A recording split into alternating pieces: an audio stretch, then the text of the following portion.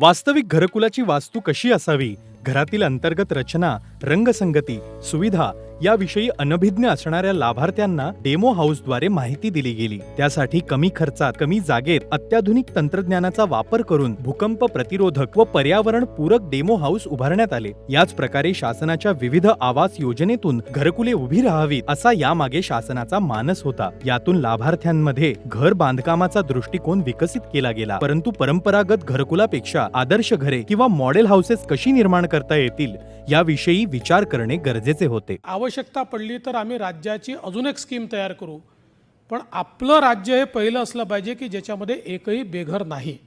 एखाद्या व्यक्तीला घर देणं यापेक्षा दुसरी आनंदाची गोष्ट असू शकत नाही. आणि आपल्यापैकी अनेकांनी अनुभवलं असेल की गरीब माणसाला घराची मोठी किंमत असते.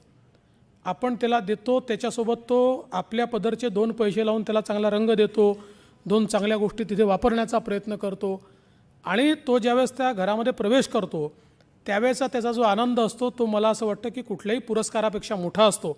यासाठी संचालक, राज्य व्यवस्थापन कक्ष, ग्रामीण गृहनिर्माण कार्यालयाच्या माध्यमातून केंद्र पुरस्कृत प्रधानमंत्री आवास योजना ग्रामीण व राज्य पुरस्कृत सर्व ग्रामीण गृहनिर्माण योजनांची प्रभावी अंमलबजावणी करण्याच्या कामात गतिमानता व गुणवत्ता आणण्यासाठी राज्यात राबवण्यात आलेल्या महाआवास अभियानाच्या माध्यमातून मॉडेल हाऊसेस उभारणी करण्याचा उपक्रम हाती घेतला. की फरशी त्याला लादी बसवलेली आहे, रंगरुगटी केलेली आहे, किचन गार्डन आहे, रेन वॉटर हार्वेस्टिंग आहे, नंतर सोलार अप्लायन्सेस बसवलेले आहेत, नेट बिलिंगचा पण तिथं लाभ होतो. अशा प्रकारचे मॉडेल हाऊसेस सुद्धा केलेले आहेत. नवनवीन बांधकाम तंत्रज्ञानाचा आपण वापर केला पाहिजे आणि घर पूर्ण झाल्यानंतर त्या घराला योजनेचा लोगो लागला पाहिजे, त्या घरावर पती आणि पत्नीचं दोघांचंही नाव लागलं पाहिजे आणि ग्रामपंचायतीच्या 8 अला त्याची नोंद झाली पाहिजे, सुद्धा काम आपण करायला पाहिजे. आता आपण पालघर जिल्ह्यातील वाडा तालुक्यातील गातेस बुद्रुक गावातील महाआवास अभियानात मॉडेल हाऊस कसे तयार झाले याबद्दल माहिती घेऊयात. रमेश रत्नू मोरे या लाभार्थ्याला प्रधानमंत्री आवास योजना ग्रामीण मधून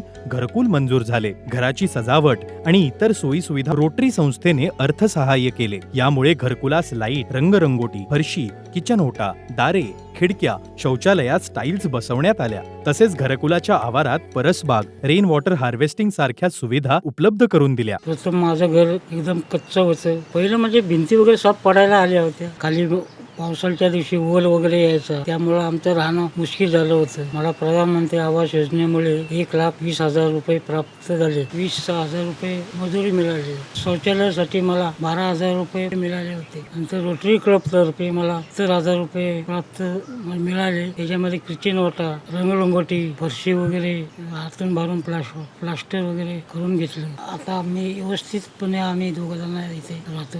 वाडा तालुक्यात अशी 500 पेक्षा जास्त मॉडेल हाऊसेस उभारण्यात आलेली आहेत. अशा प्रकारे राज्यात 1,56,762 मॉडेल हाऊसेस उभारण्यात आलेले असून ग्रामीण आवास योजनांची एकसारखी रंगसंगती व विविध सोयी सुविधा युक्त सुंदर घरे बघायला मिळतात. महाराष्ट्र शासनाचा एकच ध्यास, राज्यातील सर्वांसाठी आवास.